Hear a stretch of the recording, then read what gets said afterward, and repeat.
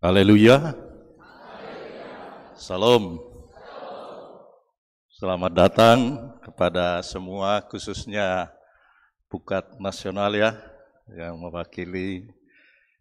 Kemudian mungkin ada juga dari Jakarta atau dari Bandung. Terima kasih untuk solidaritas antara Pukat, khususnya dalam rangka meneguhkan Pukat Bogor yang masih bayi ini. Hari ini tertulis di sana Interactive Motivational Training, Move Forward with Passion. Saya juga mau menggali soal ini dengan melihat teks baik bacaan pertama maupun Injil hari ini. Saya tidak tahu bagaimana menerjemahkannya secara pas, tapi saya menerjemahkannya move forward with passion, berarti maju terus dengan penuh semangat. Begitukah Ibu Monik ini?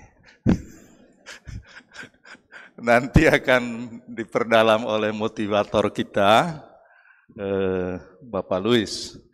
Ini apa maksud dia, tetapi saya mengangkat hal ini untuk kita renungkan bersama karena hemat saya di situ ada spirit bagi kita yang memulai sesuatu dan langsung ditegaskan move forward with passion.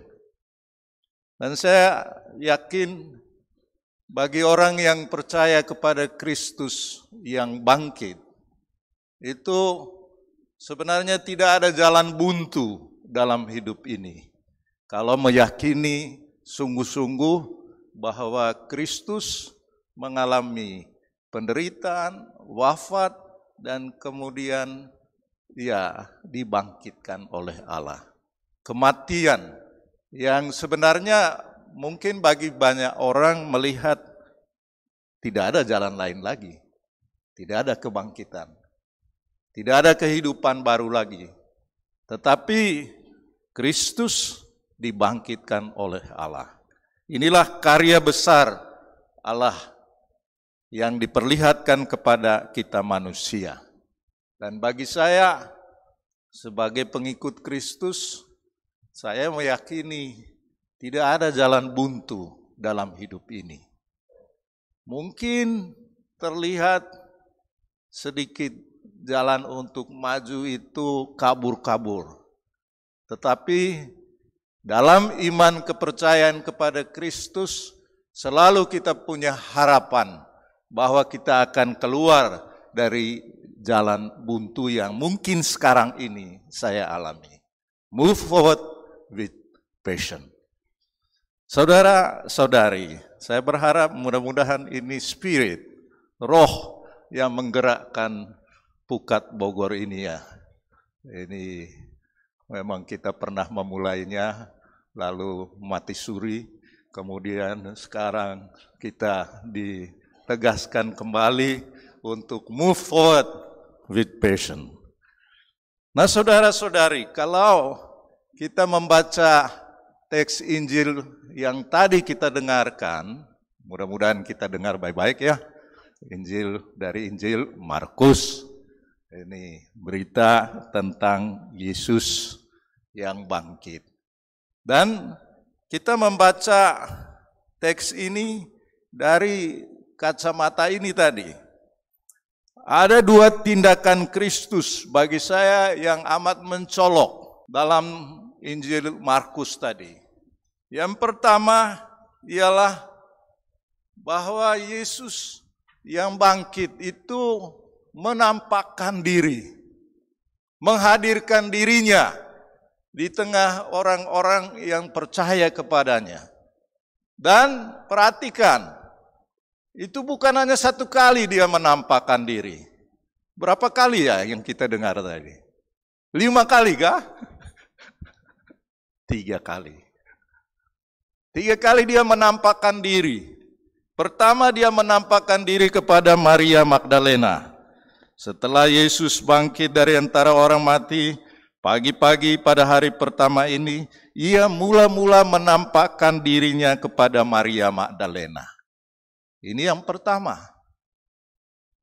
Dan Maria menyaksikan itu. Kemudian dia juga setelah beberapa waktu penampakan yang kedua.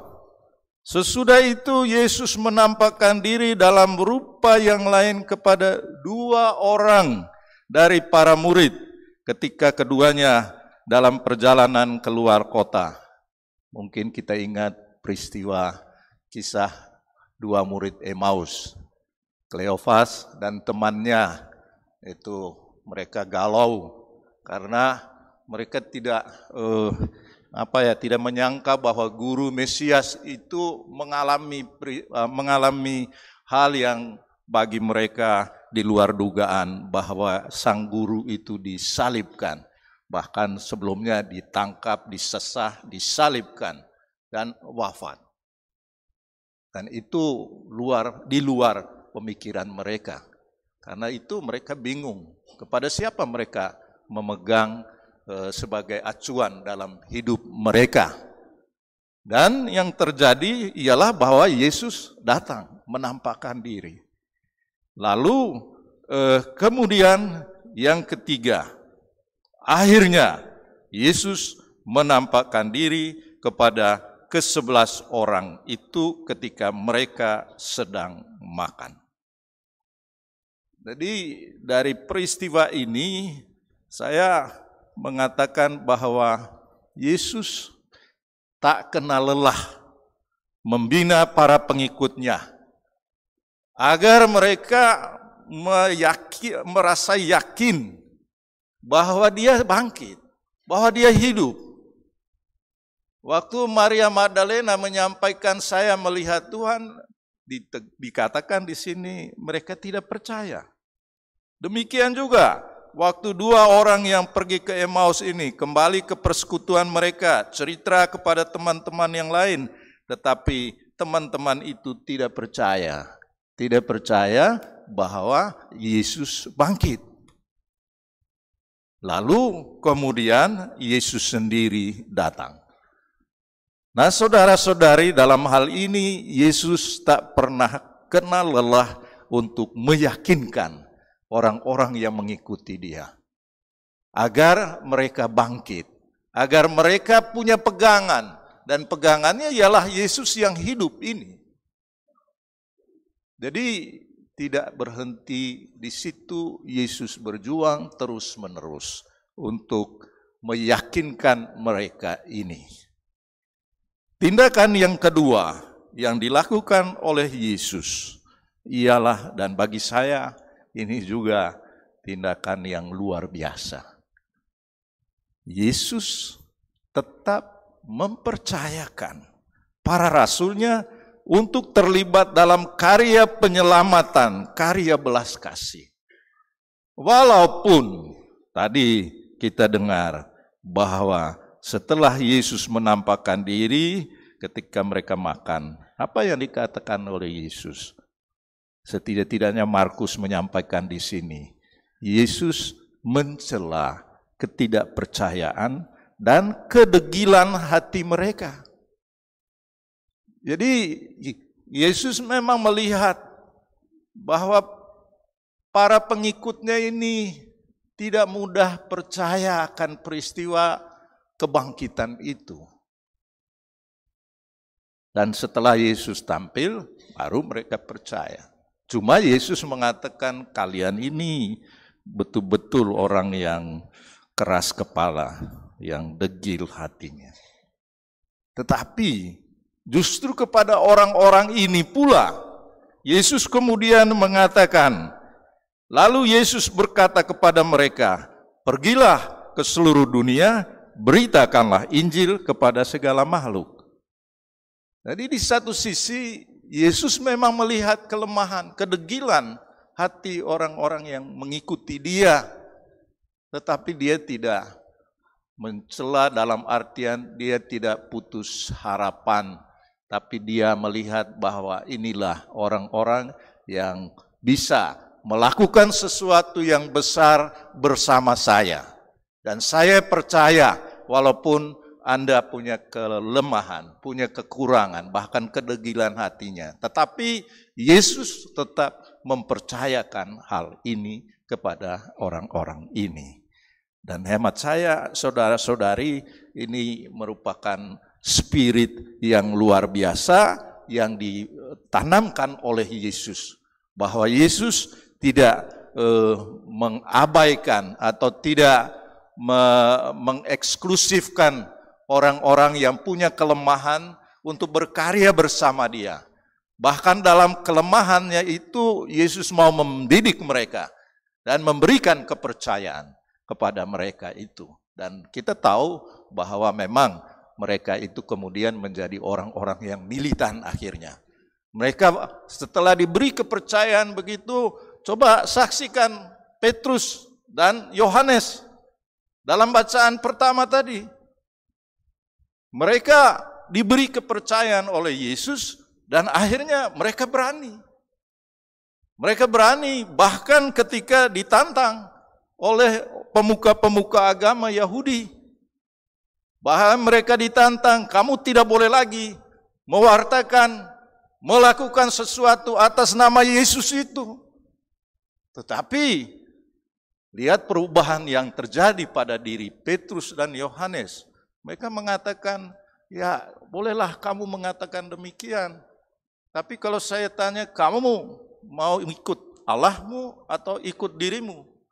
Kalau kami sudah melihat dan mendengar dan menyaksikan sendiri tentang Yesus itu. Dan kami tidak bisa diam untuk itu. Maka kami akan melakukan dan melakukan terus karya-karya kebaikan atas nama Yesus itu. Nah, ini kan suatu bentuk tanggapan dari Petrus dan Yohanes setelah mereka diberi kepercayaan oleh Yesus. Mereka pergi, bangun, bangkit, pergi dan mewartakan kebaikan Tuhan. Mereka diberi kepercayaan dan kepercayaan itu tidak disia-siakan. Dan kita tahu bahwa orang-orang pengikut Kristus yang pertama itu memang menjadi para pengikut yang militan, yang siap menyerahkan hidup mereka dalam bekerja bersama Allah untuk kebaikan dunia ini, untuk kebaikan sesama manusia. Dan dalam tindakan kebaikan-kebaikan itu mereka bertumbuh, berkembang menjadi manusia pribadi-pribadi yang memang benar-benar bertumbuh sebagai pribadi yang baik. Karena untuk itulah mereka dipanggil, untuk itulah mereka mengikuti Kristus. Nah, saudara dan saudari, saya kira apa yang dilakukan oleh Yesus ini memang kalau dalam bahasa motivator kita, ya itu seperti satu dorongan, move forward with patience. Apapun keadaanmu, saya percaya Anda. Saya percaya Anda untuk melakukan kebaikan bersama saya. Pergilah, wartakanlah kabar sukacita Tuhan. Dan itu yang mereka lakukan. Move forward with patience. Saya berharap bahwa pelantikan Pukat Bogor ini kita tempatkan juga dalam konteks bahwa kita dipercayakan oleh Tuhan untuk melakukan sesuatu. Dan sesuatu itu bukan di luar misi Yesus. Karena Anda percaya kepada Yesus Kristus, maka ikutilah, terlibatlah dalam misi besar Yesus itu. Dan Injil hari ini tidak kita cari-cari, pas dengan pelantikan Anda, pemberkatan Anda. Berarti apapun kekurangan Anda, apapun kesalahan Anda, Yesus tidak perhatikan itu. Dia hanya mengatakan, pergilah, wartakanlah kabar sukacita. Jangan wartakan kabar buruk ya.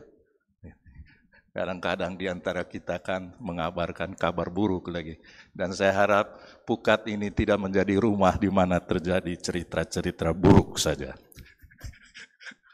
Jadilah pembawa kabar sukacita. Dan saya kira untuk itulah kita percaya kepada Kristus. Karena Kristus membawa kabar sukacita kepada dunia ini, kabar keselamatan. Anda sekalian sebagai profesional, sebagai usahawan, atau apalagi namanya yang lain itu adalah talenta-talenta yang diberikan oleh Tuhan. Saya kira warta Injil hari ini mengingatkan kita, jangan terlalu menunduk dalam hidup ini. Artinya jangan tunduk terus, angkatlah mukamu. Lihatlah Tuhanmu, percaya kepada Anda. Jangan hanya melihat kesalahan, kekurangan kita. Jangan juga hanya melihat, saya tidak bisa, hanya Dia yang bisa. Tidak, Tuhan percayakan ini, apapun kekurangan kita. Yang penting ialah, kalau kita tahu kekurangan kita, mari kita bertobat. Ini artinya berubah. Dan berubah untuk apa? Untuk maju terus. Move forward with passion. Passion kita apa?